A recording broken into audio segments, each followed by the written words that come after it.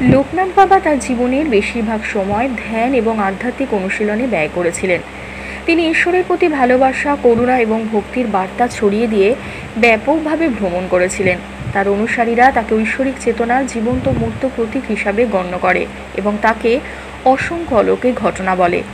লোকনাথ বাবার তিরোধান দিবসটি বিভিন্ন আচার অনুষ্ঠানের দ্বারা চিহ্নিত করা হয়, বিশেষ করে পশ্চিমবঙ্গ এবং বাংলাদেশের মতো অঞ্চলগুলিতে যেখানে তার অনুসরণ শক্তিশালী। লোকনাথ বাবাকে উৎসর্গ করা মন্দির ও আশ্রমে ভক্তরা জড়ো হয় এই ধরনের কার্যকলাপে জড়িত থাকে। প্রার্থনা এবং ধ্যান।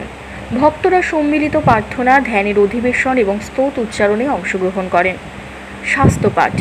লোকনাথ বাবার জীবন এবং শিক্ষার সাথে সম্পর্কিত গ্রন্থগুলি থেকে পাঠগুলি অনুসারীদের অনুপ্রাণিত এবং গাইড করার জন্য পরিচালিত হয়। প্রসাদ নিবেদন।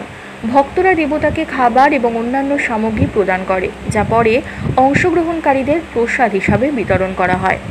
Community service. লোকনাথ বাবার শিক্ষার চেতনায় দাতব্য ও সম্প্রদায় সেবা, যেমন দরিদ্রদের খাওয়ানো এবং চিকিৎসা সেবা প্রদান করা হয়। বিশেষ পূজা। বিশেষ পূজা অর্থাৎ আচারিক পূজা এবং আরতি তাকে উৎসর্গ করা মন্দিরে সঞ্চালিত হয়। এই পালনগুলি লোকনাথ বাবার স্মৃতিকে সম্মান করার জন্য এবং তিনি যে আধ্যাত্মিক নীতিগুলির জন্য দাঁড়িয়েছিলেন তা শক্তিশালী করার জন্য বোঝানো হয়েছে। ভক্তরা বিশ্বাস করেন যে এই কাজে অংশগ্রহণ করে তারা আধ্যাত্মিক উন্নতি এবং লোকনাথ বাবার আশীর্বাদ পেতে পারেন। জয় লোকনাথ বাবার জয়। ধন্যবাদ।